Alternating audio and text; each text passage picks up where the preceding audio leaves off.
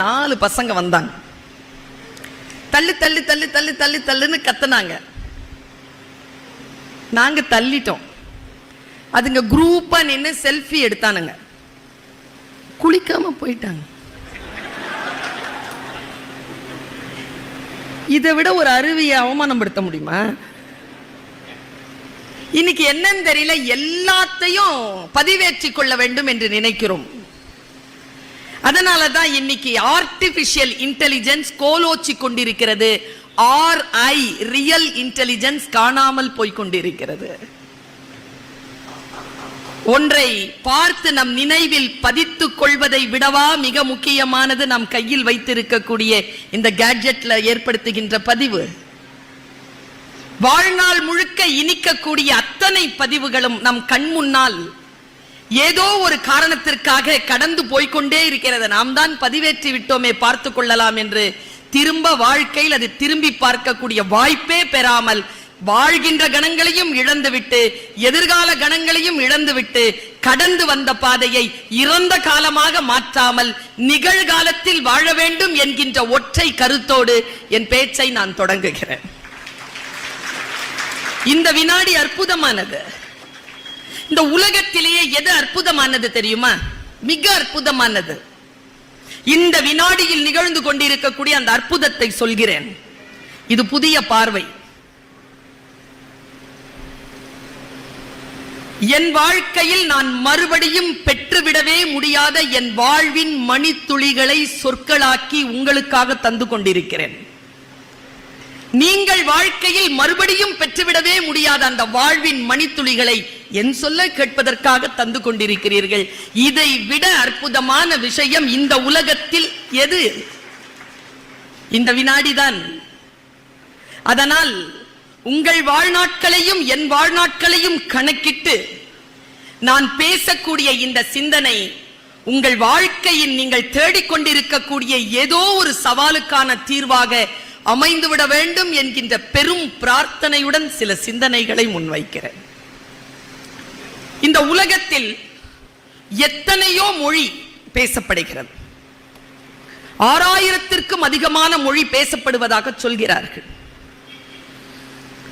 ஆனால் எனக்கு அதில் ஒரு 5 மொழி தெரியும். சரளமாக தெரியும். பேச, எழுத, படிக்க தெரியும். இந்த 5 மொழிகளில் நான் அறிந்த வரைக்கும் அறம் என்கின்ற சொல்லுக்கு சரியான இணை சொல்லை நான் காணவே இல்லை. நம்முடைய தமிழ் மொழியின் அற்புதமான சொல் அறம். அறம்தான் தர்ம தேவதை, அறம்தான் நீதி தேவதை. நீதி தேவதை என்பது அறம் சார்ந்தது. அது அரசியல் பிழைத்தோர்க்கு கூற்றுமாகும். உரைசால் பத்தினியை உயர்ந்தோர் ஏற்றுவதற்காகவும் செய்யும். நம்முடைய வாழ்க்கையில் பல நிலைகளில் விளையாடி கொண்டிருக்கிறது. நான் மிக எளிமையான சொற்களினால் இன்றைய தலைமுறை புரிந்து கொள்ளக்கூடிய, வீட்டிற்கு நீங்கள் செல்லுகின்ற பொழுது மனதிலே சுமந்து செல்லக்கூடிய ஒரு 4-5 கருத்துக்களை மட்டும் விதைத்து விட்டு போகிறேன். மடி நிறைய விதைகள் உண்டு. ஏனென்றால் தமிழ் சமுதாயம் விவசாய சமுதாயம், உழவர்கள் சமுதாயம். உழவர்கள் பெண்களிடத்தில்தான் விதைகளை கொடுத்து வைத்திருந்தார்கள். மடி நிறைய விதைகள் எடுத்துக் கொண்டிருந்த ஆதி பெண், அவள் பெயர் அவ்வை, மடி நிறைய வாழ்த்துக்களை வைத்துக் கொண்டிருந்தாள். வாழ்க்கைக்கான ரகசியங்களை வைத்துக் கொண்டிருந்தாள். அந்த விதைகளில் சிலவற்றை எடுத்து வந்திருக்கிறேன். இதோ தூவுகிறேன். விதைத்தவள் தூங்கலாம், விதைகள் தூங்காது, அவை முளைக்கும் என்கின்ற நம்பிக்கையில் இதோ விதைக்கிறேன். சென்ற மாதம் பாரதியினுடைய பெயரிலே ஒரு மிகப்பெரிய விழா அமெரிக்காவில் நடந்தது. அந்த விழாவில் பங்கு கொள்வதற்காக பேச்சாளராக அழைக்கப்பட்டிருந்தேன். நாங்கள் பேசுவதற்கு முன்னால் ஒரு 2 நாட்கள் இருந்தன. எங்களை பக்கத்தில் இருக்கக்கூடிய இடங்களுக்கு அழைத்து சென்றார்கள். நான் சென்ற பகுதி ஹூஸ்டன். அந்த ஹூஸ்டன் பகுதியிலே மிக புகழ்பெற்ற ஒரு இடம் இருக்கிறது. அதற்கு பெயர் நாசா. நாசாவிற்கு அழைத்து சென்றார்கள். அது விண்வெளி ஆராய்ச்சி நிலையம், அமெரிக்காவினுடைய விண்வெளி ஆராய்ச்சி நிலையம். முதலில் சந்திரனில் அவர்கள்தான் கால் வைத்ததாக இன்றைக்கும் இந்த உலகத்திற்கு சொல்லிக் கொண்டிருக்கக்கூடிய ஒரு நிறுவனம் நாசா. நான் 2-3 முறை அங்கே போயிருக்கிறேன். இந்த முறையும் போனேன். நான் அங்கே போய் எனக்கு அறிந்த, நான் தெரிந்து கொண்ட ஒரு தகவலை உங்களுக்கு சொல்லுவதற்கு முன் ஒரு மிகப்பெரிய வாக்குமூலத்தை தந்து விடுகிறேன். எதை தேடி வந்திருக்கிறீர்கள் நீங்கள் எல்லோரும்? சொல் தேடிதானே? ஏதோ ஒரு சொல் தேடி வந்திருக்கிறீர்கள். நான் பேசக்கூடிய இந்த சில மணித்துளிகளில் அந்த சொல் எங்கோ கலந்திருக்கலாம். அந்த சொல் உங்களை வந்து சேருகின்ற பொழுது உங்கள் வாழ்க்கையில் மாற்றம் நிகழலாம். நான் இப்படி சொல்கிறேன், நம் வாழ்க்கையை மாற்றக்கூடிய சொல் யாருடைய உதடுகளில் ஒளிந்து கொண்டிருக்கிறது என்று நமக்கு தெரியாது. அது எந்த புத்தகத்திற்குள் ஒளிந்து கொண்டிருக்கிறது என்று கூட நமக்கு தெரியாது. எவ்வளவு விரைவாக அந்த சொல் வந்து சேர்கிறதோ அவ்வளவு விரைவாக வாழ்க்கையில் மாற்றம் நிகழும். நீங்கள் எதிர்பார்த்து காத்திருக்கக்கூடிய அந்த சொல் இதோ வந்து சேரக்கூடிய அந்த வினாடி நிகழும் பொழுது நமக்கு ஒரு போன் வரும். பக்கத்தில் இருக்கிறவங்க ஏதாவது கேட்பாங்க, மேடையில் யாராவது டீ கொடுப்பாங்க. பழைய தலைவர் புதிய தலைவர் காதுல ஏதாவது சொல்வார். மழை பெய்கிற சத்தம் கேட்கலாம். அதில் கவனம் சிதறுகின்ற பொழுது நீங்கள் தேடிக்கொண்டிருக்கக்கூடிய அந்த ஒற்றை சொல் உங்களை கடந்து விடக்கூடும். மீண்டும் அந்த சொல் இந்த உலகத்தை ஒரு சுற்றி உங்க கையில வர்றதுக்கு 30-40 வருஷம் ஆயிடும். அப்படித்தான் வாழ்க்கையை பலர் தவற விடுகிறார்கள். யார் ஒருவர் கவனமாக இருந்து கொள்கிறோமோ அவர்கள் வாழ்க்கையை பிடித்துக் கொள்கிறோம்.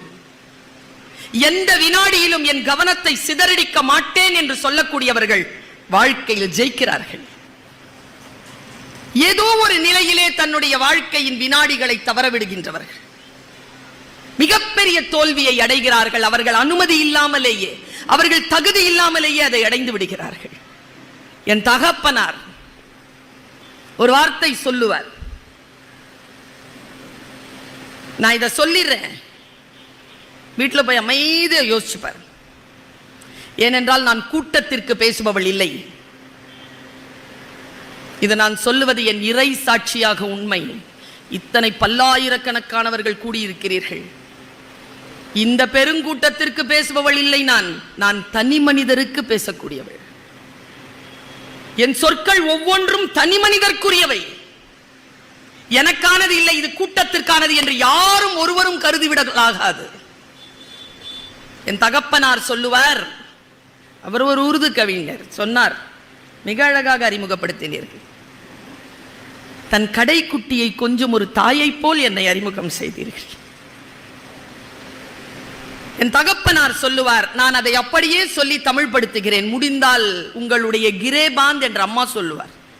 பெண்ணுக்கு இந்த துணி போல நெஞ்சறைக்குள் ஒரு முந்தானி இருக்கிறது, அதில் முடித்து வைத்துக்கொள் என்பார் எங்க அம்மா. சில வார்த்தைகள், முடிந்தால் உங்கள் கிரேபாந்தில் இதை முடித்து வைத்துக் கொள்ளுங்கள். அப்பா சொல்வார், तारीख ने माजी के वो दौर भी देखे हैं, लम्हों ने खता की थी, सदियों ने सजा पाई. என்ன அர்த்தம் தெரியுமா? வாழ்க்கை ஒரு மிகப்பெரிய ரகசியத்தை கொண்டிருக்கிறது. அந்த ரகசியம் யாரிடத்தில் இருக்கிறது என்றால் காலத்திடம் இருக்கிறது. காலம் என்கின்ற பேரேடு வாழ்க்கையின் ரகசியத்தை பொத்தி வைத்திருக்கிறது. அதன் ரகசியம் இதுதான், வினாடிகள் தான் தவறிழைக்கின்றன, தண்டனையோ யுகங்களுக்கு கிடைக்கிறது. நம் வாழ்க்கையில் செய்யக்கூடிய தவறுகள் வினாடிகள் தான், ஆனால் அதற்கான தண்டனையை தலைமுறையாக ஒருவர் அனுபவித்தாக வேண்டும் என்று இந்த கவிதை சொல்கிறது. நான் புரிந்து கொண்ட விஷயம், யார் ஒருவர் வினாடிகளை பிடித்து வைத்துக் கொள்வோமோ அவர்களை யுகங்களை பாதுகாத்துக் கொள்கிறோம். யுகங்களை பாதுகாத்துக் கொள்வதற்கான வாழ்க்கையின் வினாடிகள் நம் கையில் தான் உண்டு. நான் ஹூஸ்டன் போயிட்டு திரும்பி வர லஞ்ச் டைம், சில பேர் எதுக்கு பயன்படுத்துவாங்க தெரியுமா? ஒருவரை ஒருவர் சந்திக்கும் போது போட்டோ எடுத்துக்கிறதுக்கு பயன்படுத்துவாங்க. வினாடி கடந்து போயிடும். எப்பவுமே அந்த வினாடிகளை எப்படி தெரியுமா பிடிக்கணும்? நடிகர்கள், பிரபலங்கள், ஃபேஸ் வேல்யூ இருக்கிறவங்கள போட்டோ பிடிச்சுக்கோங்க. சிந்தனையை தாங்கி இருக்கிறவங்கள போட்டோ பிடிச்சிக்காதீங்க. சந்திச்சா ஒரே ஒரு விஷயம் கேளுங்க, ஏதாவது ஒரு சொல் எனக்காக சொல்ல, இப்படி கேட்டு பாருங்களேன். நாங்க சாப்பிடுறதுக்காக உட்கார்ந்து இருக்கிறோம். ஒரு பெரியவர் உட்கார்ந்து 2 சொல் சொன்னாருங்க. என் இந்த 45 வயது கடந்த என் வாழ்க்கையில் ஒவ்வொரு நாளும் சொற்கள் கிடைக்கின்றன. ஒவ்வொரு நாளும் அந்த சொல்லை வைத்துக் கொண்டு நான் என்ன செய்வது என்று உள்ளும் புறமுமாக நான் விசாரித்தபடி அந்த சொற்களை கடந்து கொண்டே இருக்கிறேன். அந்த ஹூஸ்டன் மாநகரில் எனக்கு முன்னால் உட்கார்ந்து இருந்த பெரியவர் 2 சொற்களை தந்தார். என் வாழ்க்கையில் அதி முக்கியமான வினாடி அது. புதிய பார்வை அது. இதுவரைக்கும் நான் அப்படி யோசித்ததே இல்லை. இதோ உங்களுக்கு தருகிறேன். அம்மா வயதாகிவிட்டதே என்று நினைக்காதீர்கள். வாழ்க்கை ஒவ்வொரு வினாடியும் வாழத்தான் வைக்கிறது. இந்த வினாடியில் கூட நீங்கள் முழுமையாக வாழ்வதற்கான வாய்ப்பு உங்களுக்கு உண்டு. யாரும் சின்ன குழந்தை தானே, பெரிய வயதானவர்கள் தானே என்று கடந்து விட முடியாதபடிக்கு எல்லோருக்கும் வாழ்க்கை அதே அற்புதத்தை நிகழ்த்தி கொண்டே இருக்கிறது. ஏனென்றால் யானைக்கு ருசிக்கிற கரும்புதான் எறும்புக்கும் ருசிக்கிறது. அவர் சொன்ன பெரிய வார்த்தை என்ன தெரியுமா? 2 வார்த்தை. வேணுமா உங்களுக்கு? வேணுமா? எனக்கு ரொம்ப சந்தோஷம் பழனி சார். இந்த கூட்டத்தை போய் இவ்வளவு வருஷமா மிஸ் பண்ணிருக்கேன்.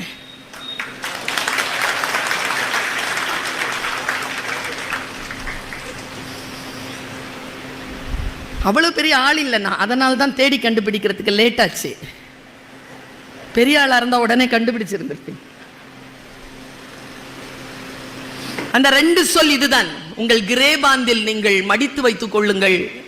என் தாய்மார்களே, சகோதர சகோதரிகளே, மகள்களே, மகன்களே, பிடித்து வைத்துக் கொள்ளுங்கள் இந்த சொல்லை. அவர் சொன்னார், அடுத்தவர்களுக்கு என்ன செய்ய வேண்டும், இவளுக்கு என்ன செய்ய வேண்டும், அவனுக்கு என்ன செய்ய வேண்டும், இவனுக்காக நான் எப்படி இருக்க வேண்டும், அவனுக்காக நாம் எப்படி இருக்க வேண்டும் என்று யோசித்து யோசித்தே வாழ்க்கை கடிந்து போகிறது பர்வீன்.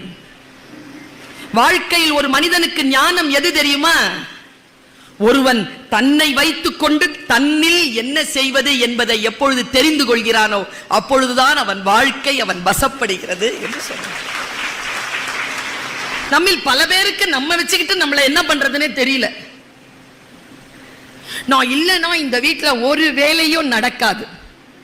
கம்முன்னு எல்லாம் நடக்கும். நீ சும்மா இருக்க மாட்டேங்கிற. சும்மா இருந்து பாருங்களேன்.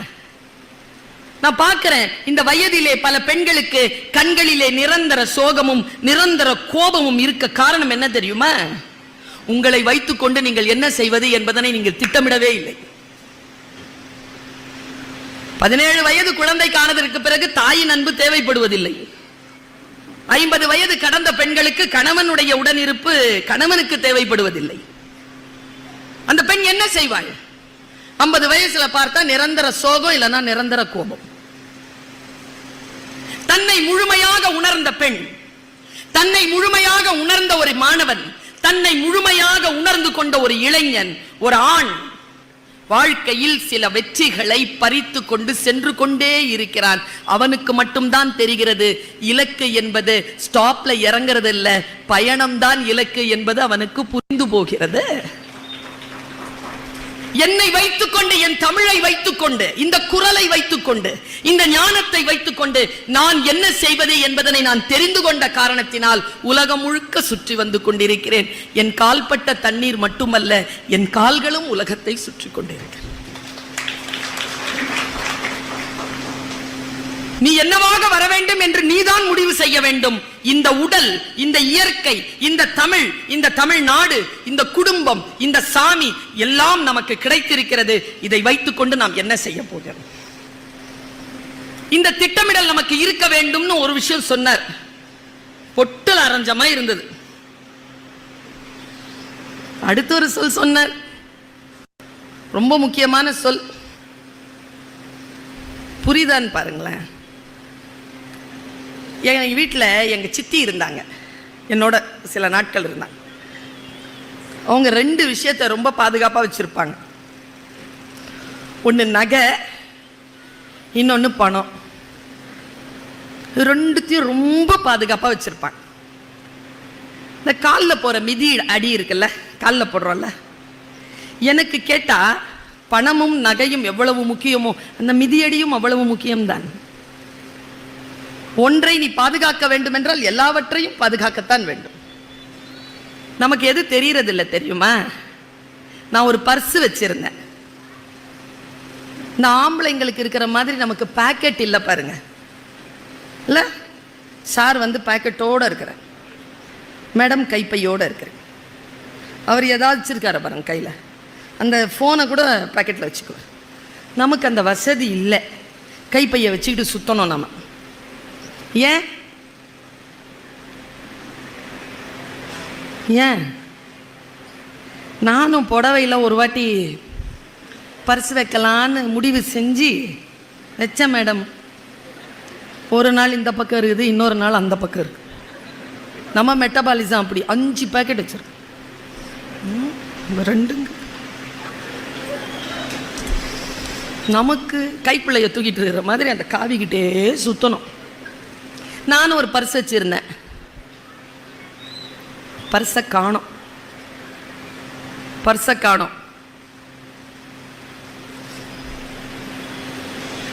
புது தலைவர்கிட்ட கேட்கக்கூடாது, பொறுப்பு அதிகம். பழைய தலைவர்கிட்ட கேட்கலாம். சார் பர்ஸு காணோம் சார், என்ன செய்யலாம்?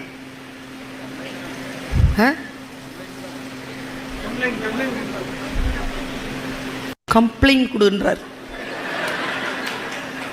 அழுவுறேன் சார், பர்ஸை காணோன்னு அழுவுறேன். தாய்மையோடு இருக்கிறவங்க என்னங்க கேட்பீங்க? எங்க தொலைச்ச?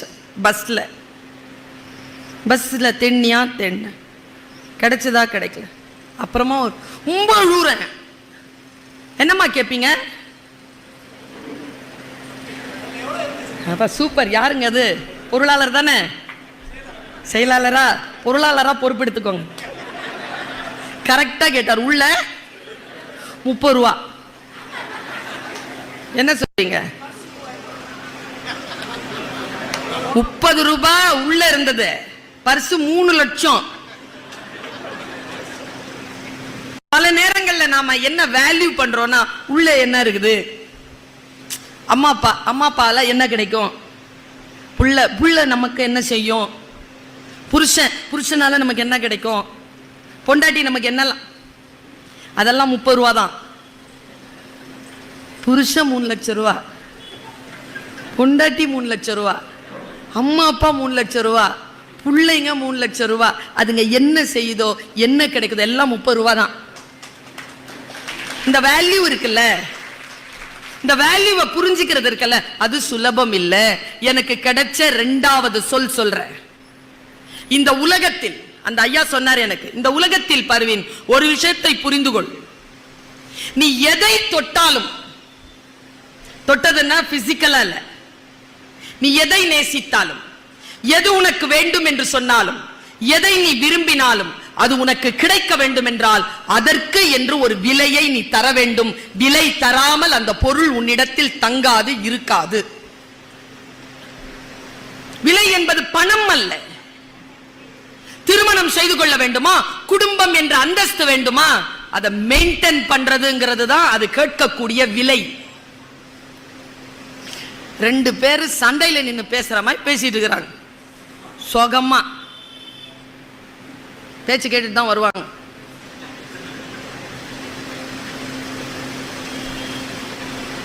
கோச்சிக்கிட்டு போது அந்த அம்மா முகம் வாடிருச்சு. ஏதாவது கொடுக்கணும்னா கொடுத்து அனுப்பிச்சிருங்க. வீட்டுக்குள்ள சேர்க்குமோ சேர்க்காதோ அந்த பெரியவங்களுக்கு இருக்கிற சோகங்க.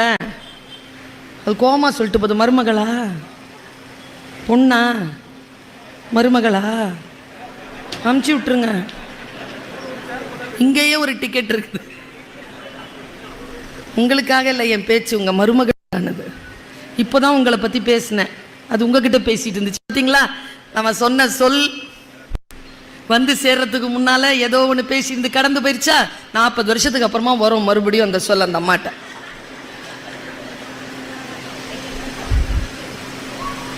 வேல்யூ, எதை நீ தொடுகிறாயோ அதற்கு என்று ஒரு விலை உண்டு. நீ பேச்சாளராக வர வேண்டுமா, உன் நேரத்தை, உன் கவனத்தை, உன் திங்கிங் ப்ராசஸ், உன் சிந்தனையின் தரத்தை நீ எல்லாம் சரி செய்து கொள்ள வேண்டும். உன் உடல் நலத்தை, உன் குடும்ப நலத்தை, நீ புலம் பெயர்ந்து வருகின்ற பொழுது அந்த போக்குவரத்தை, இந்த நாட்டின் அரசியலை, இந்த நாட்டின் ஆன்மீக உயர்வை, இந்த நாட்டின் பண்பாட்டை தெரிந்து கொள்ளாமல் மேடையில் நின்று பேசுகின்ற பேச்சாளராக வர முடியாது. இதையெல்லாம் தெரிந்து கொள்வதற்கு நீ தருகின்ற உழைப்பும் நேரமும் பேச்சாளராக வருவதற்கு நீ தரும் விலை. எந்த ஒரு வியாபாரம் செய்வதாக இருந்தாலும் அதை குறித்த உங்களுடைய தேடல், அதை குறித்த உங்களுடைய திட்டமிடல், அதற்கு நீங்கள் செய்யக்கூடிய தியாகம், அது கேட்கும் விலை. விலை இல்லாமல் இலவசமாக இந்த உலகத்தில் ஏதேனும் கிடைக்கிறது என்று யாரேனும் நம்பினால் அவர்கள் பிழையாக நினைக்கிறார்கள், தவறாக நினைத்துக் கொண்டிருக்கிறார்கள் என்று பொருள். நீங்கள் வாங்குகின்ற இலவச பொருட்களுக்கும் விலை உண்டு. அந்த விலையை நீங்கள் தான் தருகிறீர்கள். அந்த விலையை நீங்கள் தேர்தலில் வாக்களிக்கின்ற பொழுது வாக்குச்சாவடியில் நின்று அந்த விலையை நீங்கள் தருகிறீர்கள். எதை தருவது, எதை தந்தால் எது கிடைக்கும் என்பது எல்லோருக்குமான பேருண்மை. அதனால் இந்த உலகத்தில் everything under the sky it has its own price tag என்று சொன்னார் அந்த பெரியவர். வார்த்தைகள் தான் நம்மை வசப்படுத்துகின்றன, வார்த்தைகள் தான் நம்மை சிதற வைக்கின்றன, வார்த்தைகள் தான் நம்மை சிந்திக்க வைக்கின்றன. அந்த வார்த்தைகளை கவனமாக கேட்கக்கூடியவர்கள் நாம் மிக மிக கவனத்தோடு நடந்து கொள்ள வேண்டும். எனக்கு ஒரு நியாயம் என்று தெரிவது உங்களுக்கு அநியாயமாக இருக்கலாம். எனக்கு அது நியாயம், உங்களுக்கு அது அநீதி.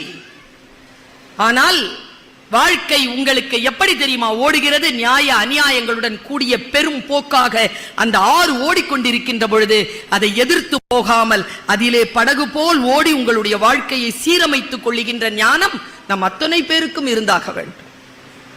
நான் இப்படி சொல்றேன், நம்ம இந்த ஜெனரேஷனுக்கு இருக்க வேண்டிய இல்லாத ஒரு குணம் என்ன தெரியுமா? கவனம். கவனம் இல்லை. எப்படி தெரிஞ்சுக்குவீங்க சொல்லுங்க ஒருத்தனுக்கு கவனம் இல்லைன்னு? நம்ம பேசும்போது கூட கூட பேசிக்கிட்டே இருப்பாங்க, பேச்சே கேட்க மாட்டாங்க. கூட கூட பேசி அவங்க என்ன சொன்னாங்களோ அதை சொல்லிட்டு போயிட்டே இருப்பாங்க. சரி, நீ ஜெயித்து விட்டாய், ஆனால் உண்மையில் நீ தோற்றாய். இந்த உலகத்தில் மிக உயர்ந்த விஷயத்தை உங்கள் தாய், உங்கள் சகோதரி சொல்லிவிட்டு போகிறேன். இந்த உலகத்தில் மிக மிக உயர்ந்த விஷயம் லிசனிங் ஸ்கில், கேட்பது. யார் எதை சொன்னாலும் கேட்பது. அம்மா, இனிமேல் என்ன அந்த ஆட்டோல அனுப்பாத, கேளுங்கள். நிறைய நாளா வயிறு வலிச்சுக்கிட்டே இருக்கம்மா, கேளுங்கள். உங்க ஃப்ரெண்டை இனிமேல் வீட்டுக்கு கூட்டு வராதீங்க, கேளுங்கள். கேட்டுக்கொள்ளுங்கள். குழந்தை பேசினால் கேட்டுக்கொள்ளுங்கள். பதில் சொல்லுவது பிறகு இருக்கட்டும். முதலில் கேட்கக்கூடியவர்கள். பைபிள் சொல்கிறது, காது இருக்கின்றவர்கள் கேட்க கடவீர்கள். என் மார்க்கத்திற்கான நூல் அல்ல அது.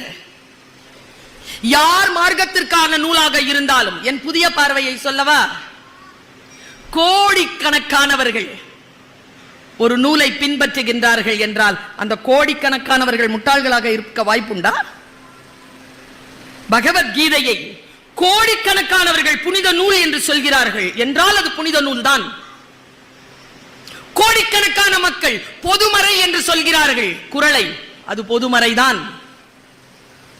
வானத்திலிருந்து இறங்கியதுதான் திருக்குரான் என்று கோடிக்கணக்கான மக்கள் சொல்லுகிறார்கள். வானத்திலிருந்து இறங்கிய நூல்தான். வாசித்துதான் பாரேன். நாம் செய்கின்ற பெரிய பிழை வாசிக்க கூடாது, படிக்க கூடாது.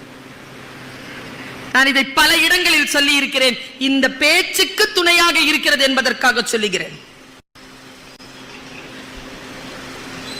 நான் ரொம்ப வறுமையான குடும்பத்தில் இருந்து வரேங்க. வாழ்ந்து கெட்ட குடும்பம், நல்ல பணக்கார குடும்பம். போன் இருந்த, கார் இருந்த, வீடு. பிசினஸ் லாஸ்ல அப்பா இருந்த பணத்தை எல்லாம் மிச்சம் எல்லாருக்கும் கடன் கொடுத்துட்டு இருந்த பணத்துல அம்மா நகையெல்லாம் வித்து பேங்க்ல ஏதோ ஒன்று செஞ்சு ஒரு வீடு வாங்கிட்டு வந்து விட்டுட்டார். வீட்டில் கீழே இருக்கிற வாடகை தான், அது கூட கோர்ட்ல இருந்தது கேஸ். மொட்டை மாடியில தான் எங்க வீடு. மழை வெயில் எல்லாம் அடிக்கும், ரொம்ப கஷ்டம். எங்க அப்பா 12 வயசுல எனக்கு ஆன போது வேலைக்கு போல, வேலை போயிடுச்சு. எங்க அம்மாவுக்கும் எங்க அப்பாவுக்கும் சேர்ந்து நான் 5 பிள்ளைங்க. எனக்கு ஒரு அண்ணன், ஒரு அக்கா, ஒரு தம்பி, ஒரு தங்கச்சி. 12 வயசு எனக்கு ஆகும்போது என் தங்கச்சிக்கும் என் தம்பிக்கும் எவ்வளவு வயசு இருக்கும்னு பாத்துக்கங்க. 5 பிள்ளைகளை, என்னை விட 4 வயசு பெரியவர் என் அண்ணன். 5 பிள்ளைகளை வைத்துக் கொண்டு 86, 87களில் என் தாய் என்ன கஷ்டப்பட்டிருப்பா. பஞ்சம், தண்ணி கிடையாது சென்னையில. ஒரு நாளைக்கு 5 ரூபாய் கொண்டு வந்து கொடுப்பாருங்க அப்பா. எனக்கு நல்ல நினைவு இருக்கு. நான் அறம் பேசுகிறேன், சொந்த கதை அல்ல இது. இது அறம். இந்த நாட்டின், இந்த பெண்களின் அறம், இந்த நாட்டின் குடும்பங்களின் அறம். எங்க அப்பா கிட்ட சம்பாத்தியம் இல்லை. ஆனா உங்களுக்கு ஒரு ரகசியம் சொல்லவா? ஒரு நாளும் என்னுடைய தகப்பனாருக்கு வேலை போய்விட்டது, அவர் காசு கொடுப்பதில்லை என்பதற்காக எங்க அம்மா எங்க அப்பாவை சண்டை போட்டதே இல்லைங்க. போட்டிருக்கலாம், ஒருவேளை குழந்தைகளுக்கு முன்னால போட்டதில்லை. எங்க அம்மாக்கு எது தெரியுமா முக்கியமா பட்டிருக்கு? வீட்டில் பட்டினியாட இருந்துக்கலாம், 5 பிள்ளைங்க தகப்பன் இல்லாம இருக்கக்கூடாதுன்னு நினைச்சிருச்சு போல. இது அடுத்த தலைமுறைக்கு நம்ம சொல்லி தரணுமா இல்லையா? பணத்தை விட, வசதிகளை விட முக்கியமான தாயும் தந்தையுமாக சேர்ந்து குடும்பத்தை நடத்துவதுதான் என்று அடுத்த தலைமுறைக்கு சொல்லித் தந்த என் மூத்த தலைமுறை. இது இன்றைக்கு புதிய பார்வை, அறம். வார கடைசியில் அப்பா 50 ரூபாய் கொண்டு வருவார். நான் இதை சொல்லியிருக்கேன், பல மேடைகள்ல சொல்லியிருக்கேன். 50 ரூபாய் கொண்டு வருவார். அடுத்த நாள் எங்களுக்கு அதான் கரிசோறு, வாரத்துக்கு ஒரு நாள். சாட்டர்டே நைட் அப்பா கொண்டு வரல, ஏதோ அம்மா கோச்சிக்கிட்டு இருக்காங்கன்னு மட்டும் தெரியுது. நாளைக்கு குழந்தைங்களுக்கு என்ன அப்படின்னு கோச்சிக்கிட்டு வர வேண்டிய காசு ஏன் வரல? அப்பா, எங்க அப்பா சூப்பர். அம்மாவாவது குரல் எடுத்து ஏதாவது சொல்வாரே தவிர அப்பா சிவபெருமான் மாதிரி சைலண்டா இருப்பார். தியானத்துல போயிடுவார். அம்மா சண்டை அப்படி குரல் உயர்ந்தாலும் தியானத்துல போய் சைலண்ட் ஆயிடுவார். அப்பா சத்தம் போட்டு நான் பார்த்ததே இல்லை. என்னமோ சொன்னாரப்பா, பிள்ளைங்க தூங்க அப்படின்னு மட்டும். ஒரு பால்கனி, அங்க இந்த மாதிரி ஒரு லைட், போய் உள்ளேருந்து என் ஜோல்னா போய் எடுத்துட்டு வா, அம்மா எந்திரிச்சிட போறா, தெரியாம எடுத்துட்டு கனக்குது. எடுத்துட்டு வந்து கொடுத்தேன். உள்ள இருந்து ஒரு பெரிய புக் எடுக்கிறார். ரத்னா கேஃப்ல வந்து இறங்கினா தெருவில் போட்டு புக்கு வித்துட்டு இருந்தான். பாப்பா, நீ பேச்சு போட்டிக்கலாம் போறியா? புக்கா படிக்கிறியா? இந்த புக்கு பார்த்தா இவ்வளோ பெரிய புக்குன்னா எவ்வளோ விஷயம் இருக்கும் உள்ள. என் பிள்ளைக்கு தான் தமிழ் படிக்க தெரியுமே. அந்த புக்கு விலை என்னன்னு பார்த்தா 50 ரூபான்னா, 50 ரூபாய்க்கு இவ்வளோ பெரிய புக்கா? 50 ரூபா கொடுத்து வாங்கிட்டேன். அதான் அம்மாவுக்கு கொடுக்கறதுக்கு காசு இல்லை. அந்த புத்தகத்தை எடுத்தையா, எடுத்து 8ஆம் கிளாஸ் படிக்கிறேனா, அந்த புத்தகத்தை எடுத்து அந்த லைட் வெளிச்சத்தில் இப்படி பார்க்குறேயா, திருமூலர் எழுதிய திருமந்திரம். ஒன்றே குலம், ஒருவனே தேவன். அந்த குரல் உள்ளே அடங்கி இருந்த திருமூலருடைய திருமந்திரம். யாவர்க்குமாம் இறைவர்க்கு ஒரு பச்சிலை.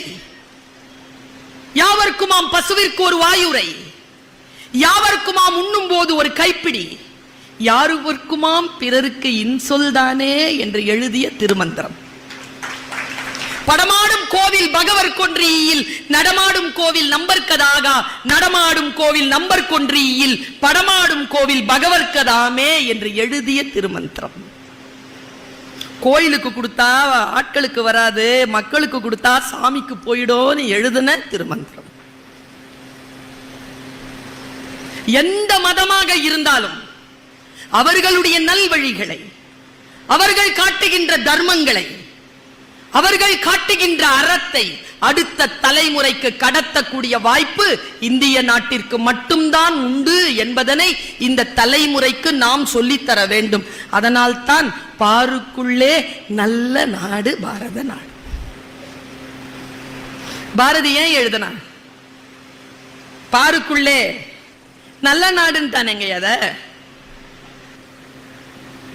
கணவர்கிட்ட போய் கேட்டு பாருங்களேன், உங்க வைஃப் பத்தி சொல்லுங்க. 65 வயசு ஆச்சுன்னா சொல்லுவாங்க என் மனைவி நல்லவன். நான் ஒரு வைஃப் கிட்ட கேட்டேங்க, உங்க கணவரோட 35 வருஷமா வாழ்ந்துருக்கிறீங்களே சொல்லுங்க. மொழி ஆசிரியனா 300 பக்கத்துல கூட சொல்ல முடியாது, சூப்பரா ஒரே சவுண்ட் சொல்லிருச்சு. உன் புருஷனை பத்தி சொல்லு, 35 வருஷமா வாழறிய.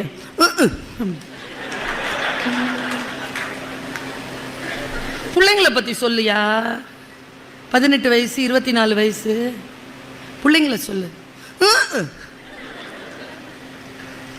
உலகத்திலேயே மிகப்பெரிய சர்டிபிகேட் எது தெரியுமா? உங்க மனசுல இந்த வார்த்தையை கொண்டு போங்க. ஒரு கணவன் ஒரு மனைவியை, ஒரு மனைவன் ஒரு கணவனை, குழந்தைகள் பெற்றோர்களை, பெற்றோர்கள் குழந்தைகளை, என் புள்ள நல்லவன், என் அம்மா நல்லவன், என் அப்பா நல்லவன், என் புருஷன் நல்லவன், என் பொண்டாட்டி நல்லவன்னு சொல்ற பட்டத்தை வாங்கிக்கிட்டு செத்துப்போம். நல்லவன்னு சொல்ற வார்த்தை இருக்கு இல்லையா, நான் இன்னைக்கும் சொல்வேன் எங்க அப்பா நல்லவர்.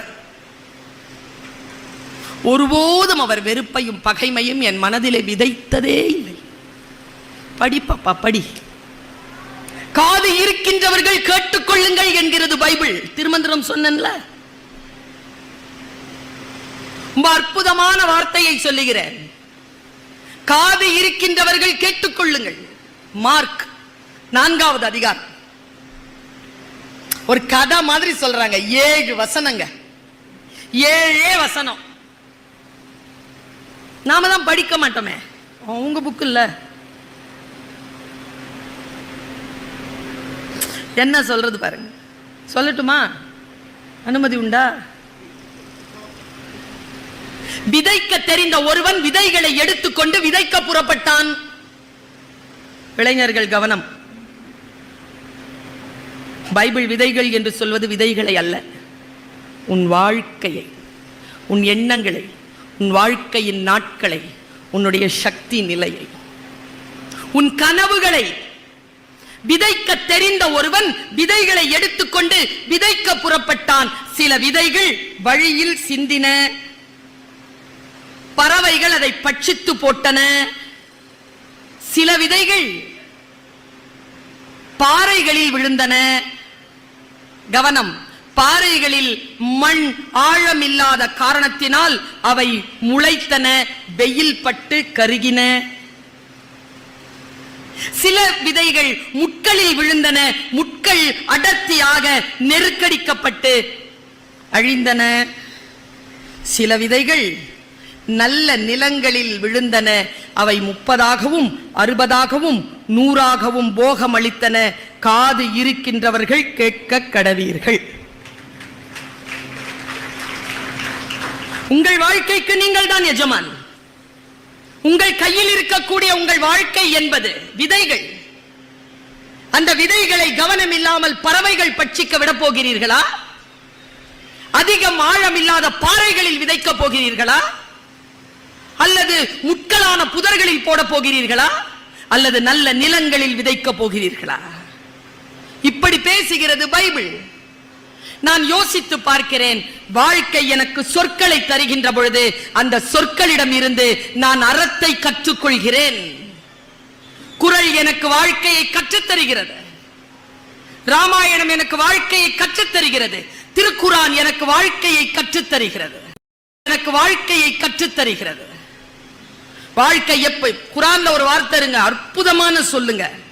எவ்வளவு வேணாலும் சம்பாதிக்கலாங்க. தண்ணிக்கும் காசுக்கும் கேள்வி இருக்குங்க. கேள்வி இருக்கு, அந்த கேள்விக்கு பதில் சொல்லணும், இல்லைன்னா பாவக்கணக்கு. காசுக்கான கேள்வி என்ன தெரியுமா? பா எவ்வளவு வேணாலும் சம்பாதிச்சுக்க, ரெண்டே கேள்வி, எப்படி சம்பாதிச்சா எப்படி செலவு பண்ண, கணக்கு கொடு. தான் குரான். நாம் நல்வழியில் நான் இன்னொரு வார்த்தை சொல்றேன். இஸ்லாமியர்கள் நிறைந்த அவை தானே, நானும் முஸ்லிம் தான். யாரையும் பார்த்த உடனே முஸ்லிம்கள் என்ன சொல்லுவாங்க? ஒருத்தருக்கு இன்னொருத்தர் என்ன சொல்லுவாங்க? அஸ்ஸலாமு அலைக்கும். என்ன பொருள்? இல்ல, உனக்கு இறைவனின் அருளினால் சாந்தமும் சமாதானமும் ஏற்படுவதாக. தெரிஞ்சுக்கலாம், ஒன்னும் தப்பில்லை, ஒன்னும் தப்பில்லையா? நீங்க தெரிஞ்சுக்கணும்.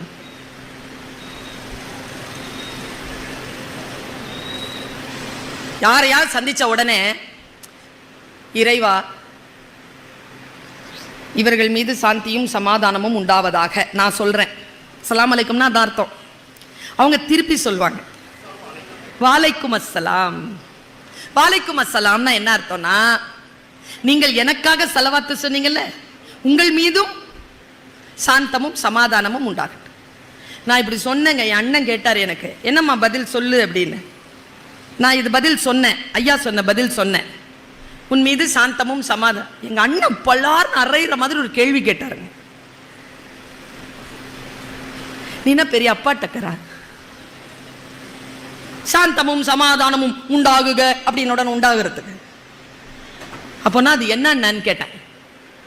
நீ ஒருவரை பார்த்தவுடன் இறைவனிடத்தில் பிரார்த்திக்கிறாய், இறைவா நான் சந்திக்கிறேன் இந்த மனிதரின் வாழ்க்கையின் மீது சாந்தத்தையும் சமாதானத்தையும் ஏற்படுத்துவதாக என்பது பிரேயர். உங்களை பார்த்தவுடனே நான் பிரார்த்தனை பண்றேன், உங்கள் வாழ்க்கை சாந்தமும் சமாதானமும் இருக்க வேண்டும் என்று இறைவனிடத்தில் நான் செய்யும் பிரார்த்தனை தான் நான் உங்களுக்கு செலுத்தும் ஸலவாத். ஒன்றை புதிய கோணத்தோடு புரிந்து கொள்ளுகின்ற பொழுது வாழ்க்கை அர்த்தங்கள் வித்தியாசமாக வந்து சேர்கின்றன. கோபுர தரிசனம் கோடி புண்ணியம்ன்றாங்கல்ல, கோபுரம்ங்கிறது வேறு எதுவும் கிடையாது, இறைவனின் திருப்பாதம்.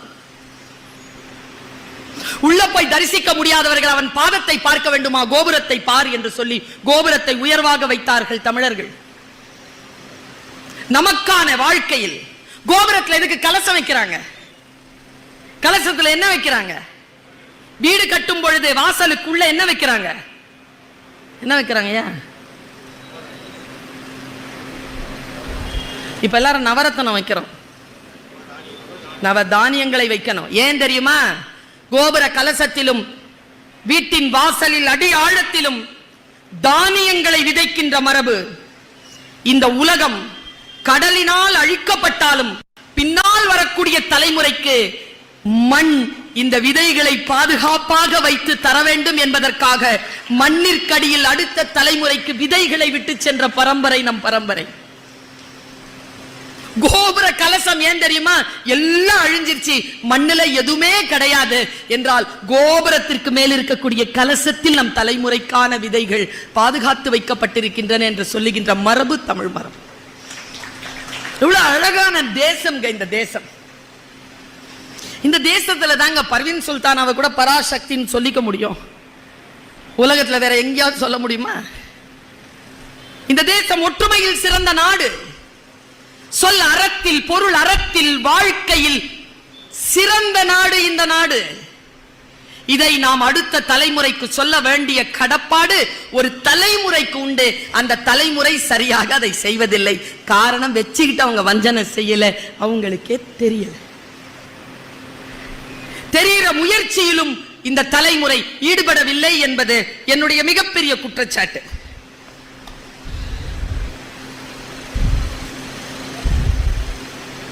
கொல்லிக்கட்டை நமக்கு நாமளே வச்சுக்கிற தீ.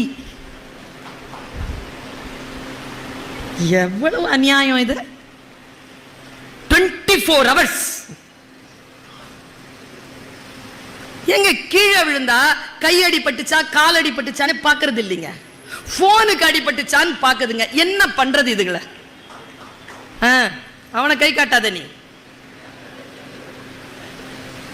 நானும் கேட்டேன் சார், இந்த ஆம்பளைங்க எதுக்கு கையிலேயே வச்சிருக்குது? நீங்க பாருங்களேன், வீட்டுல அப்பாக்கள் ஒருத்தராவது போன் இல்லாம இருக்காரு. என்ன ஒரு சைக்காலஜிக்கல் மேட்டர் ஒன்று சொல்றேன். புதிய பார்வைன்னு பேரை வச்சு என்ன வேற கூப்பிட்டீங்க, இதெல்லாம் சொல்லிட்டு தான் போவேன் நான். பாத்ரூம் போகும்போது கூட எதுக்கு எடுத்துட்டு போறீங்க? நான் ஒரு சைக்காலஜிஸ்ட் கிட்ட கேட்டேன், உளவியல் மருத்துவர் கிட்ட, ஏன் ஆம்பளைங்க பாத்ரூம் போகும்போது கூட போன் எடுத்துட்டு, பயமா தனியா போறது? அது இல்ல பயம், இதை தனியா விட்டுட்டு போறதுக்கு பயம். பெண்கள் எல்லாம் கை தட்டுவது கேட்கிறதா? உள்ள அவ்வளவு இருக்கு, அவ்வளவு இருக்கு. நான் ஒன்று சொல்லட்டுமா? என் மகன் ஏதோ ஒரு சுட்டித்தனம் செய்தான், குறும்பு செய்தான். எனக்கு கவலையா இருந்தது ஒரு தாயா. அது என் மகனுக்கு மட்டுமான அறிவுரை அல்ல, பொதுவாக இருக்கக்கூடிய எல்லோருக்குமான அறிவுரையாக நான் சொல்லுகிறேன். எனக்குமான அறிவுரை அது. கேட்குறீங்களா? லேட்டா வரவங்களை வேடிக்கை பார்க்க போறீங்களா? Are you with me?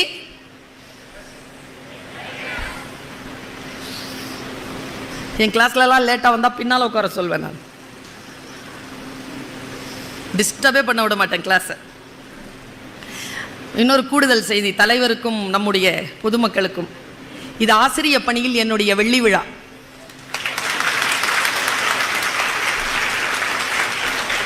ஆயிரத்தி 1999 ஆண்டு ஃப்ரெஷ் கிராஜுவேட்டாக ஆசிரியரானேன். இப்பொழுது இணை பேராசிரியராக சென்னை பல்கலைக்கழகத்திற்கு கீழே ஜஸ்டிஸ் பஷீர் அஹ்மத் சையத் கல்லூரியில் இணை பேராசிரியராக பணியாற்றி கொண்டிருக்கிறேன். 25th year. எனக்குமான விஷயமாக சொல்கிறேன். என் தாயாரிடத்தில் நான் ஒரு கம்ப்ளைண்ட் பண்ணேன் என் பையனை பத்தி. மா இப்படி பண்றாமா? எங்க அம்மா சட்டுன்னு ஒரு பதில் சொன்னாங்க, வாழ்வரசி. சொன்ன பதில் ரொம்ப சூசகமானது, புரிந்து கொள்வதற்குத்தான் புத்தி வேண்டும். என்ன சொன்னாங்க தெரியுமா? இத சொல்றேன் நான், உங்கள் மனதிலே இருக்கக்கூடிய அந்த துணி இருக்குல்ல, உங்கள் மானத்திற்கான துணி, அதுல முடிச்சு போட்டு வச்சுக்கோங்க. அவங்க சொன்னாங்க, உன் பையன் உனக்கு பயப்படும் வரை இந்த தவறை செய்து கொண்டே இருப்பான். என்றைக்கு அவன் தன் வாழ்க்கை தன்னுடையது என்று தனக்கு பயப்பட தொடங்குகிறானோ அப்பொழுதுதான் அவன் இந்த தவறை செய்யாமல் இருப்பான். தன் தவறை செய்யாமல் இருப்பதற்கு தன்னை உணர்தல், இட் இஸ் மை ரெஸ்பான்சிபிலிட்டி. என் வாழ்க்கை என்பது என் ரெஸ்பான்சிபிலிட்டி. அவர்கள் சொல்கிறார்கள் என்பதற்காக அல்ல, நான் இப்படித்தான் இருப்பேன் என்று இளம் வயதிலேயே ஒரு குழந்தை முடிவு செய்தால் அந்த குழந்தையின் வெற்றியை அது நினைத்தாலும் அது தடுக்க முடியாது. ஒருவன் தன்னைத்தானே காப்பது. நான் எப்பவுமே சொல்லுவேன், சீதை செஞ்ச பெரிய தப்பு என்ன?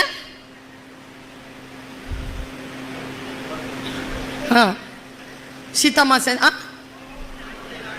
கோட்டைத்தான் ஏங்க, ஒருத்தன் உட்கார்ந்துட்டு இருக்கிறாங்க, ஒரு மான் வருது, அது வெள்ளி வைர வைடூரியங்களால ஆகி இருக்கு. Hey Ram, I want that dear சொன்னியா இல்லையா? அது தப்பு இல்லையா? அந்த மாதிரி ஒரு மான் இருக்காதுன்னு தெரியாதா உனக்கு? ஃபர்ஸ்ட் தப்பு. லக்ஷ்மணன் வந்து சொல்றான், அண்ணி அது பொய்மான். முன்னாலேயே நிக்குது பொய்மானா. லக்ஷ்மணன் எதிர்த்து சொன்னியா இல்லையா? என் தாய் சொன்னாள், நாயக நீயே பற்றி நல்குமேயால் நீ பிடிச்சு கொடு. லக்ஷ்மணன் சொல்றான், வேணாம் நான் பிடிச்சிட்டு வரேன். புருஷன்கிட்ட ஏதாவது கேட்டா புருஷன் தான் வாங்கி தரும். சொன்னியா இல்லையா? போன உடனே மாரிசன் அவன் சொன்னான், நீ சீதையை கூட்டிட்டு போ, நான் போய் மானை பிடிச்சிட்டு வரேன்னு. மான் வந்து ராவணனுடைய மாமன், மான் வடிவத்தில் வந்தான் அரக்கன் மாரீசன். கொன்றான் ராமன். சாகும் போது லக்ஷ்மணா சீதான்னு ராமன் வாய்ஸ்ல குரல் கொடுத்துட்டே செத்துட்டான். சீதா அதை நம்பினா. லக்ஷ்மணன் சொன்னா, அண்ணி அது மாயக்குரல், மாயமான் குரல், எனக்கு தெரியும் அண்ணி. ராஜா ராமன் எப்பொழுதும் அப்படி இறக்க மாட்டான், உனக்கு ஜானகி ராமனைத்தான் தெரியும், கோதண்ட ராமனை எனக்கு தெரியும் அண்ணி, நீ நம்பாதே என்று சொன்ன பொழுது நம்பினாயா? இதெல்லாம் செஞ்சது தப்பு இல்லையா? கோட்டை தாண்டது தப்பா? நீங்க மட்டும் கோட்டை தாண்டது இல்லையோ? அப்பா போட்ட கோட்டை அம்மா தாண்டது இல்ல? இதோ பிரின்சிபல் பழனி சார் போடுற கோட்டை டீச்சர்ஸ் தாண்டது இல்ல? நீங்களும் தான் குழந்தைங்களுக்கு கோடு போடுறீங்க, அதுங்க தாண்டது இல்ல? நானும் தாண்டுவேன் தான். சொல்லட்டுமா? லக்ஷ்மணன் போகும்போது, அண்ணி நான் வரும் வரைக்கும் இந்த கோட்டை தாண்டாதே அப்படின்ட்டு ஒரு கோடு போட்டுட்டு நான் போய் அண்ணனை கூட்டிட்டு வரேன்னு போனான். அதான் அந்த கோடு. வரான் ராவண, சீத்தை நிக்கிறா, பிச்சான் தேயின்னா, சுவாமி உள்ள வாங்க சாப்பாடு கொடுக்குறேன். நான் சன்னியாசத்துல இருக்கிற, நீ கிரகஸ்தத்துல இருக்கிற, நீ தான் இங்க வர முடியுமே தவிர நான் அங்க வர முடியாது, தாயி சோறு போடுனா. அவ வெளியில வந்து சாப்பாடு போட்டான். அவ்வளவுதான். கோட்டு தாண்டது குற்றம், கோட்டு தாண்டது குற்றம், கோட்டு தாண்டது குற்றம்ங்கிறியே, அதுக்கு முன்னால செஞ்ச அத்தனை பாவங்களால் தானே அந்த கோடு வந்தது. இன்னொரு விஷயம் சொல்றேன், நான் சொல்ற புதிய பார்வை இதுதான். ஒருவேளை சீதை லக்ஷ்மணன் கோடு போடாமல் தனக்குத்தானே கோடு போட்டு ராமனும் லக்ஷ்மணனும் வரும் வரைக்கும் நான் இந்த கோட்டை தாண்ட மாட்டேன் என்று சொல்லி இருந்தால் அவள் அந்த கோட்டை தாண்டி இருக்க வாய்ப்பே கிடையாது. யாரோ போடுவதால் தான் தாண்டுகிறோம். உனக்கு நீங்களே போட்டுக்கொள்ளுங்கள். இதுதான் புதிய பார்வை. The only person under the sky will help you is you. தற்கொலை செய்யறதுக்கு ஒருத்தன் போறான், யாருங்க காப்பாற்ற முடியும் அவனை? அவன் மனதிற்கு அவன் தான் ஆறுதல். இந்த உலகத்திலேயே ஒரு மனிதனை காப்பாற்ற முடியும் என்றால் அவனால் தான் அவனை காப்பாற்ற முடியுமே தவிர மற்ற யாராலும் அவனை காப்பாற்ற முடியாது என்கின்ற எண்ணம் ஒரு மனிதனுக்கு வருகின்ற பொழுது அவன் சுயம்புவாக வருகிறான். யார் சொல்லும் தேவைப்படுவதில்லை. பல நேரங்களில் நான் பார்க்கிறேன், சொற்களுக்கு புதிய அர்த்தங்கள் உண்டு.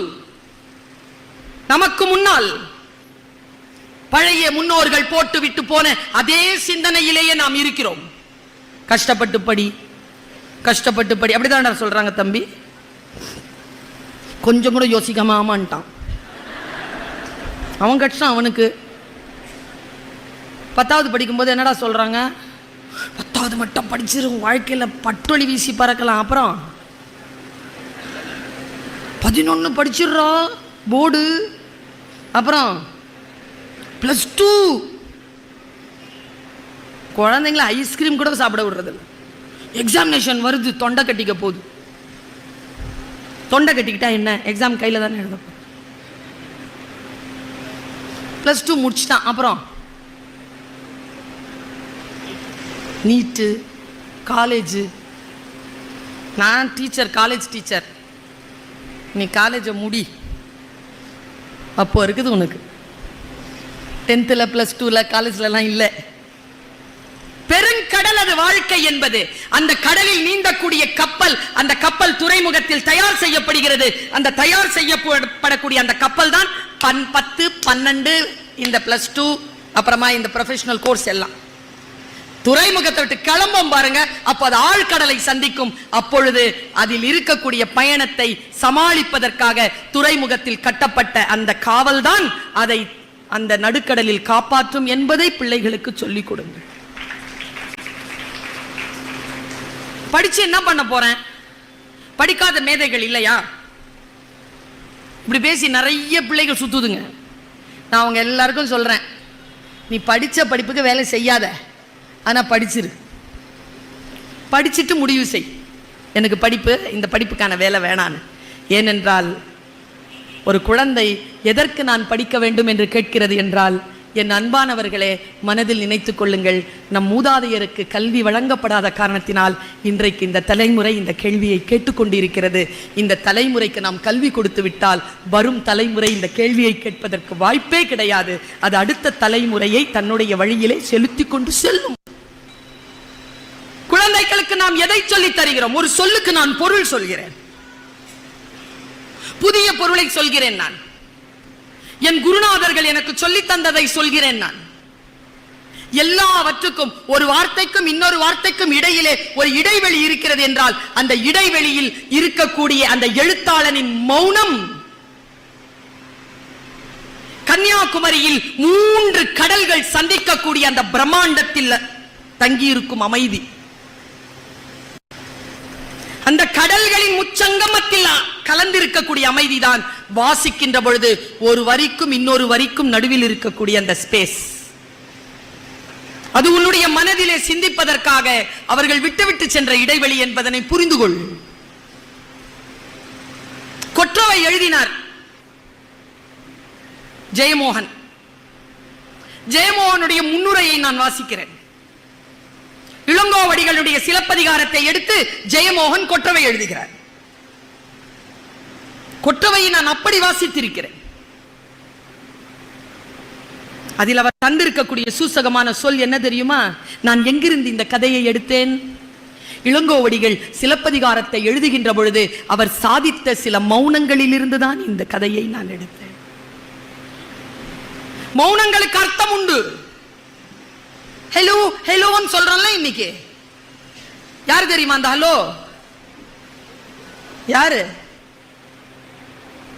மிஸ்டர் கிரஹாம் பெல்லினுடைய மிஸ்ஸஸ். அது தெரியுமா?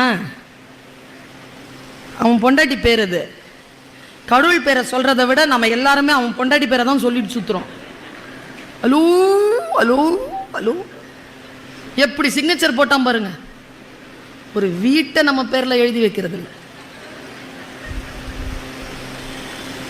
அவன் வரலாறையே அப்படியே எழுதி வச்சுட்டு போட்டான். வாழ்க்கை முழுக்க உன் பேரை சொல்லிட்டு இருப்பாங்கடான்னு சொல்லிட்டு போயிட்டான். அவன் சொன்னாங்க, தன்னுடைய 11வது வயதில் அம்மா தந்த கோதுமை செடியை எடுத்துக்கொண்டு போய் கோதுமை விதைத்து விட்டு 3 மாதம் அந்த கோதுமை செடியில் காது வைத்து அதை கேட்டு அந்த கோதுமை செடியை வளர்த்து அவன் டைரியில் எழுதி வைத்தான். எங்கோ பேசினால் எங்கோ பேசுவதற்கான அந்த ஒளிக்கற்றைகளை கண்டுபிடித்த கிரஹாம் பெல் தன்னுடைய டைரியில் முதலில் எழுதி வைத்தது, கோதுமை செடிகள் வளர்கின்ற பொழுது எந்த ஒரு சத்தத்தையும் எழுப்புவதில்லை.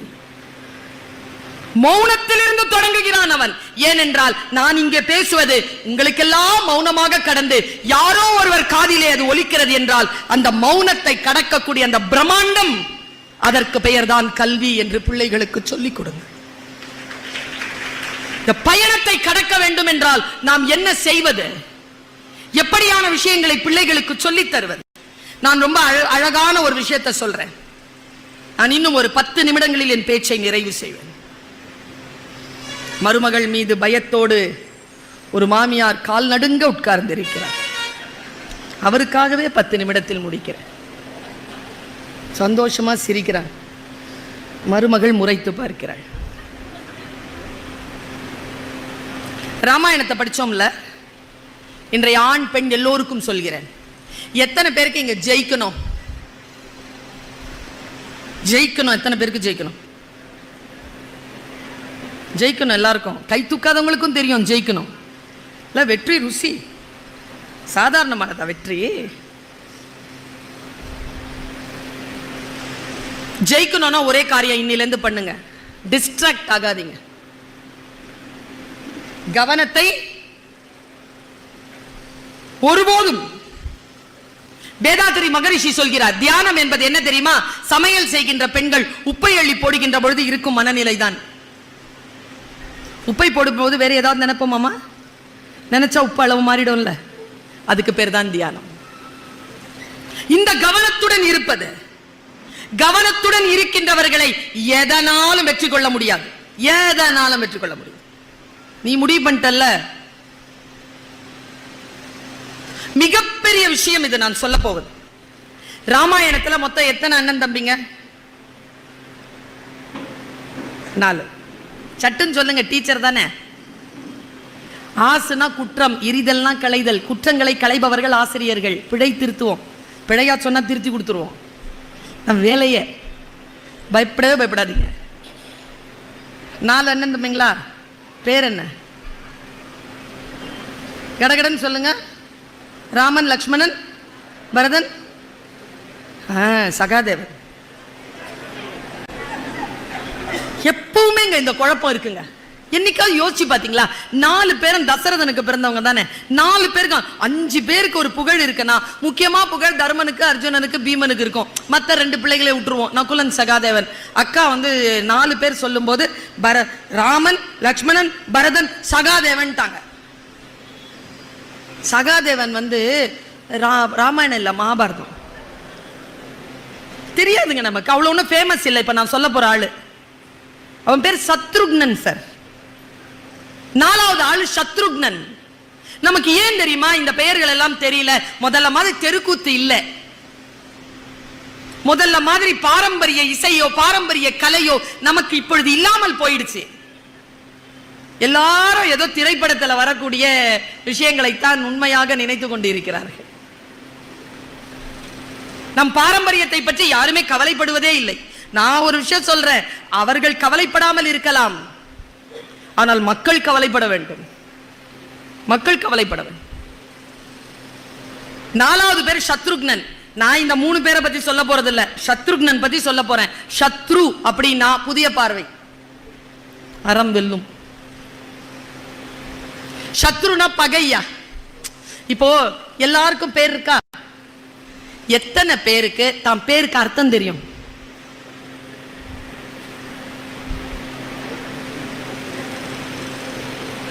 இன்னைக்கு போயாவது தெரிஞ்சுக்கோங்க. என்ன பேர்ல தான் நம்மளை கூப்பிடுறாங்கன்னு நமக்கு தெரியணுமா இல்லையா? தெரியணுமா இல்லையா? எனக்கு ரொம்ப ஆச்சரியம். எங்க அப்பா எனக்கு பேர் வச்சார். பர்வீன்னா 7 நட்சத்திரங்கள். 7 நட்சத்திரங்களின் கூட்டத்துக்கு பர்வீன்னு பேரு. சுல்தானானா அரசி. 7 குயின் ஆஃப் 7 ஸ்டார். 7 நட்சத்திர கூட்டங்களின் அரசின்னு பேர் வச்சார் எங்க அப்பா எனக்கு. கை தட்டுறதுல உங்க பேர்லயும் பாருங்க, அந்த மாதிரி ரொம்ப அழகான விஷயங்கள் இருக்கு. அழகான அந்த அர்த்தத்தோடான பெயர்கள். ஒவ்வொரு பேருக்கும் ஒரு அர்த்தம் இருக்கு. ஒவ்வொரு பிறப்பிற்கும் ஒரு நோக்கம் இருக்கு. ஒவ்வொரு பிறப்பிற்கும் ஒரு நோக்கம் இருக்கு. என்ன அறிமுகப்படுத்தினார்ல ஒரு சார், அவர் கையில எனக்கு ஒரு புக்கு கொடுத்தார்ல, வேகமா அறிவிச்சுட்டு போயிட்டார். அது அவருடைய யாத்திரை, கர்ம யாத்திரையின் விளைச்சலால் வந்த புத்தகம். என்ன நோக்கமோ அவருடைய பிறப்பின் நோக்கத்தில் ஒரு புள்ளி அங்கே போய் சேர்த்து இருக்கிறது உங்களை. ஒவ்வொருவருக்கும் ஒரு இலக்கு உண்டு. இதோ பழனி சார் இங்க தலைவரா உட்கார்ந்து இருக்கிறார், கோமதி ஸ்கூலுக்கு பிரின்சிபலா உட்கார்ந்து இருக்கார் என்றால் ஒரு நோக்கம் உண்டு.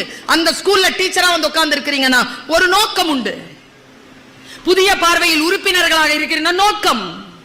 இயற்கை நோக்கம் இல்லாமல் யாரையும் இந்த பூவுலகத்தில் படைப்பதே இல்லை. இறைவன் பூமியில் குப்பைகளை எறிவதே இல்லை. எல்லோருக்கும் ஒரு நோக்கம் உண்டு. நோக்கம் இல்லாமல் நானும் இங்கே வர இல்லை. என் பேச்சை கேட்பதற்காக வந்த உங்களுக்கும் ஒரு நோக்கம் உண்டு. அது இறை தீர்ப்பு. இந்த சொல்லில் எந்த சொல்லை நீங்கள் வீட்டிற்கு எடுத்து செல்கிறீர்கள் என்று எனக்கு தெரியாது. இதோ நான் உங்களிடத்தில் இந்த விதையை வீசுகிறேன். சத்ரு என்றால் பகை, க்னன் என்றால் அழித்தவன், பகை அழித்தவன் பேரவனுக்கு. நீங்க ராமாயணத்துல எங்கேயாவது காட்டிருங்க சத்ருகன் ஏதாவது ஒரு போர்ல இருந்தான், குறிப்பே இல்லை. பகையையே அவன் சந்திக்கவே இல்லை. பகை அழிக்க வசிட்டார், அப்படி சும்மா பேர் வச்சுட்டாரா? ஒவ்வொரு பிறப்பிற்கும் ஒரு நோக்கம் உண்டு இல்லையா? ராமனுக்கு என்ன நோக்கம்? ராவணனை கொல்வது. லக்ஷ்மணனுக்கு என்ன நோக்கம்? ராமனுக்கு பாதுகாப்பாக தன் வாழ்க்கையில் வாழ்வது, அவன் பின்னால் போவது. மகன் என்பதென்றபடி அல்ல, அடிமையின் ஏவல் செய்தி. அவன் திரும்பி மாநகருக்கு வந்திடில் வா, அல்லது முன்னம் முடி என்று சொன்ன சுமித்திரையின் சொல். அத சொல்லில் தானே போனான் அவன். பரதன் ராமனினுடைய பாதுகையை பாதுகாத்த அவன் ராஜ்யத்தை அவனுக்கு திருப்பி கொடுக்கும் கடப்பாடு. சத்ருகனுக்கு என்ன வேலை தெரியுமா? இதுவரைக்கும் உங்களுக்கான மனநிலை எப்படி இருந்ததோ தெரியல என் உறவுகளே. இந்த சகோதரி 1000 மைல்களுக்கு அப்பாலில் இருந்து வந்து உங்கள் சிந்தனையில் இந்த வார்த்தைகளை தந்துவிட்டு போகிறேன். வல்ல இறைவன் உங்களை வழிபடுத்த வேண்டும். நான் எப்படி இந்த கருத்தை புரிந்து கொண்டேனோ அந்த கருத்தின்படி ஒரு ஆசிரியத்தன்மையோடு இதை நான் சொல்கிறேன். பேர பெரும் கருணையும் கொண்டு சொல்கிறேன். காளிதாசன் சொல்றான், கோசலை, சுமித்திரை, கைகேயி 3 பேர் உட்கார்ந்திருக்காங்க. குழந்தை பெத்துக்கணும், யாகம் நடக்குது. அந்த அவி உணவு எடுக்கிறாங்க யாகத்துல, கோசலை கொடுக்கறாங்க. கோசலை குடிச்சிட்டா, மிச்சம் இருக்கு, குடிக்க முடியல. சுமித்திரட்ட குடிச்சிட்டா, சுமித்திர குடிச்சிட்டா, வச்சுட்டு இன்னொரு அவி உணவு வருது. கைகேயி குடிக்கிறா, மிச்சம் வச்சுட்டா, குடிக்க முடியல, சுமித்திரை கொடுத்துட்டா. அப்புறமா அவி உணவு வரல, 3 பேருக்கும் கர்ப்பம் உண்டானது. கோசலைக்கு ராமன், கைகேயிக்கு பரதன். கோசலை வெச்ச மிச்சத்தில் பிறந்தவன் லக்ஷ்மணன், பரதனுக்கான மிச்சத்தில் பிறந்தவன் சத்ருக்னன். இப்படி காளிதாசர் சொல்கிறார். 2 குழந்தைங்களை பெத்துட்டு அந்த அம்மா ஒன்னு ராமனுக்கும் ஒன்னு பரதனுக்குமா கொடுத்துருச்சு. இப்போ சொல்லுங்க, லக்ஷ்மணனுடைய நோக்கம் ராமனுக்கு பின்னால் செல்வதென்றால் சத்ருக்னனுடைய நோக்கம் பரதனுக்கு பின்னால போறதா? லக்ஷ்மணனுக்கு பிரச்சனையே கிடையாது. ஏன்னா ராமன் அண்ணன், அவன் பின்னால போறது ஜாலி, சாமி நாராயணன். பரதன் யாரு? ராமன் இருக்க பரதனுக்கு பின்னால் போகிறது எவ்வளவு கஷ்டம். முடியுமா? அந்த இலக்கு முடியுமா? ஆனால் இயற்கை இறைவன் உங்களுக்கு என்று ஒரு பொறுப்பு தந்து விட்டான், பரதனுக்கு பின்னால் தான் உன் வாழ்க்கைன்னு. அப்போ பரதனுக்கு பின்னாலான வாழ்க்கை வாழ்வதற்கு தடையாக இருக்க போவது எது? எது எது சொல்லவா? ராம சௌந்தரியம். ராமன் அப்படி பார்த்துட்டாங்க யாராவதுனா, அவனை தவிர யாருக்கும் அடிமை செய்ய முடியாது.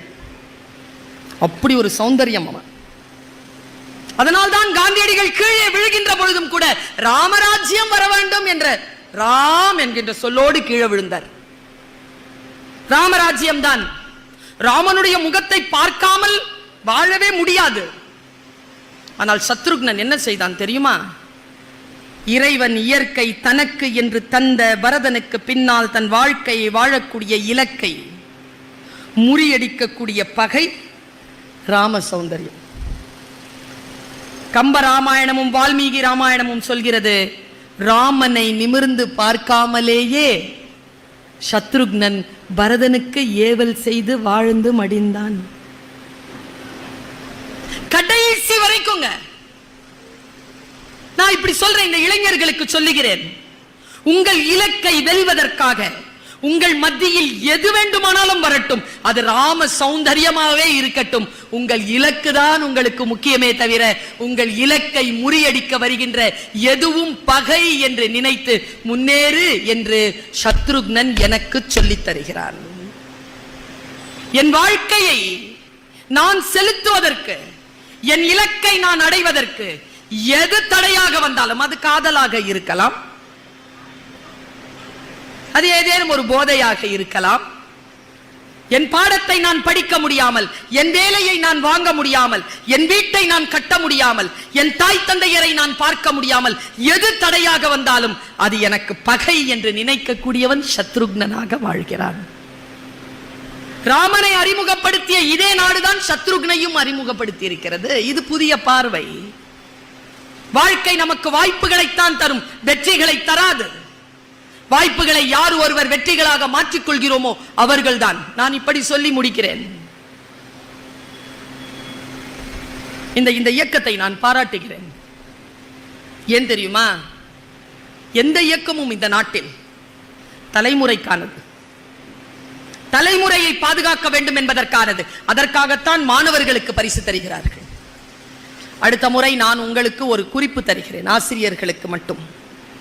முதல் பரிசு வாங்கக்கூடிய குழந்தை இருக்குல்ல, அதை எவ்வளோ கொஞ்சம் கொண்டாடுறீங்க. அதான் ஃபர்ஸ்ட் பிரைஸ் வாங்கிருச்சு இல்ல, அப்புறம் என்ன திரும்பி திரும்பி அதையே கொண்டாடுறீங்க? யாரை கொண்டாடுங்க தெரியுமா? டீச்சர்ஸ். அட்டெண்டன்ஸ்ல பாருங்க, உங்களுடைய மார்க் ரிஜிஸ்டர்ல பாருங்க, யாரெல்லாம் ஃபெயிலா போவான், யாரெல்லாம் கெட்டு குட்டிச்சோரா போவான் அப்படின்னு சொன்னவெல்லாம் பாஸ் பண்ணிட்டானோ அவனை எடுத்து கொண்டாடுங்க. அவனை கூட்டிட்டு வாங்க சபைக்கு. ஏங்க 8ஆம் கிளாஸ் வரைக்கும் ஒண்ணுமே படிக்கலைங்க, 10th 65 மார்க் வாங்கி பாஸ் பண்ணாங்க. இவன் நினைச்சா பெரிய ஆளா வரலாம். கவனச்சிதறினால் வாழ்க்கையில் இவன் சில விஷயங்களை தவறவிட்டான். இன்றைக்கு இவனுக்கு கவனம் கிடைத்திருக்கிறது, இவன் வந்திருக்கிறான். அடுத்த முறை +2ல இவன் மாநிலத்தில் முதலாவதாக வருவான் என்று சொல்லி அவனை பாராட்டி பாருங்கள். அந்த குழந்தை மிகப்பெரிய உச்சங்களை அடையும். ஃபர்ஸ்ட் பிரைஸ் வாங்குறவங்களையே தான் கொண்டாடுவீங்களா? தாழ்ந்து பிறழ்ந்து கீழே போகின்ற மனிதர்களை தூக்கி பிடிப்பது நம் கடமையாக இருக்கிறது என்பதற்காக சொல்லுகிறேன். நான் சமீபத்தில் இந்த மொபைல்ல ஒரு விஷயம் பார்த்துட்டு இருந்தேன். என் உடலை, என் உள்ளத்தை, என் ஆன்மாவை அசைத்த அந்த காட்சியை கடத்தி விட்டு போகிறேன். இந்த பெரியவங்க எல்லாம் யார் தெரியுமா?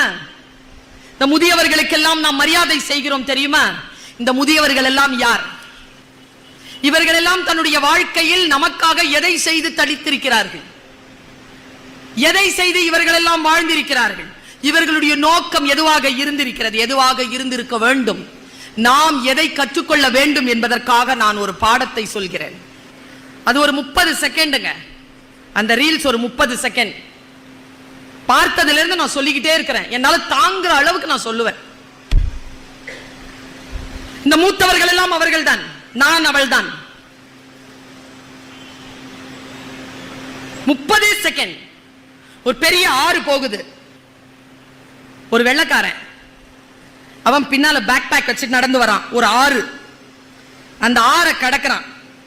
அவனுக்கு பின்னால ஆத்துக்கு ஓரத்துல ஒருத்தன் கேமரா வச்சுட்டு நிக்கிறான். இவன் என்ன பண்றான்? ஒரு பாறையில உட்கார்ந்துகிட்டு தன்னுடைய பேக் பேக்கை திறக்கிறான். பேக் பேக்கை திறந்து இலை இலையா உள்ள இருந்து எடுக்கிறான். இலை எடுத்து அதை பின்றான். அப்படி போர்வையா போத்திக்கிட்டான். ஒரு மரம் மாதிரி இருக்கு, அதுக்குள்ள ஒரு கேமராவை செட் பண்றான். என்ன காட்ட போறான்? முன்னால ஒரு மரம், ஆறு ஓடிட்டு இருக்கு. 12 செகண்ட் முடிஞ்சது. 6 செகண்ட்ல நிறைய பறவை வந்து உட்காருது மரத்துல. ஒரு பெரிய பறவை வருது, நல்லா வருது பறவை வந்து உட்காருது. மறுபடியும் பறந்து தண்ணி கிட்ட வருது, போய் மறுபடியும் உட்காருது. மறுபடியும் வருது, தண்ணி கிட்ட வருது, மறுபடியும் போய் உட்காருது. அப்புறமா கொஞ்ச நேரம் தண்ணி கட்டியே அடிச்சுக்கிட்டே இருந்து உள்ள நுழைஞ்சி சளுக்குன்னு இவ்வளவு பெரிய மீன் எடுத்துருச்சு. நேரம் அவ்வளவுதான். 22 செகண்ட் முடிஞ்சது. 8 செகண்ட் எடுத்துட்டு வந்து அந்த வாயில இருந்து இருக்கிற அதை கவுனது காலில் வச்சிருச்சு. இந்த கண்ணாலையும் இந்த கண்ணாலையும் இப்படி அந்த மீனை பார்க்குது. அந்த மீன் வால் துடிச்சுக்கிட்டு இருக்கு. வாய் திறந்து திறந்து மூடிட்டு காலை இப்படி பிடிச்சது. என்ன நினைச்சதோ, கண் பார்வை இப்படியே இருந்த கண்ணு இப்படி பார்வை இப்படியே வருது. அதுக்கு வாயில மறுபடியும் எடுக்குது. நேரா பறந்து வந்து எங்கிருந்து எடுத்துச்சு அங்கே போட்டுருச்சு. 24 செகண்ட் 25 செகண்ட் முடிஞ்சது. அந்த கேமரா என்ன பண்ணிச்சு தெரியுமா? தண்ணிக்குள்ள போட்டாங்க. அவன் தண்ணியில தெரியுதுங்க கேமரா என்ன ஆகுதுன்னு. மீன் உள்ள நுழைஞ்சி அந்த போயிட்டு வந்ததுல அந்த பதட்டத்துல அது சல்லுன்னு உள்ள போகுது. அதுக்கு உயிர் வந்து மறுபடியும் இப்படி தள்ளி இப்படி இப்படி வருது. மேல வந்து நிக்குதுங்க. 28வது செகண்டுங்க. 29வது செகண்ட்ல அதனுடைய பின்பகுதியிலிருந்து முட்டையா வருதுங்க. 30வது செகண்ட் முடிச்சிட்டாங்க. அந்த பறவை என்கிட்ட என்ன சொல்லுச்சு தெரியுமா? எனக்கு பசிக்கும் போது நான் மீன்களை சாப்பிடுவேன், ஒருபோதும் தலைமுறையை சாப்பிடுவதில்லை. தலைமுறைக்கு ஏதேனும் மிச்சம் வையுங்கள். அவர்களுக்கு என்று நாம் எந்த உலகத்தை விட்டு போக போகிறோம்? நம் மூதாதையர்கள் என்ன நமக்கு விட்டு சென்றார்கள்? அவர்கள் பார்த்த மலை, அவர்கள் பார்த்த கடல், அவர்கள் சுவாசித்த காற்று, அவர்கள் எந்தையும் தாயும் மகிழ்ந்து குலாவி இருந்த இந்நாடு, இதை மிக பாதுகாப்பாக மிக சிறப்பாக அடுத்த தலைமுறைக்கு கொண்டு செலுத்துகின்ற அந்த அறம், அதுதான் இந்திய திருநாட்டின் இறையாண்மை. அறம் வெல்லும், பாவம் தோற்கும், பாவம் தோற்பதை இந்த உலகம் காணும். இதுதான் இந்திய தேசத்தின் எந்நாளுமான புதிய பார்வை என்று சொல்லி வாய்ப்பளித்தமைக்கு நன்றி பாராட்டி இடம் சார்கிறேன். நன்றி, வணக்கம்.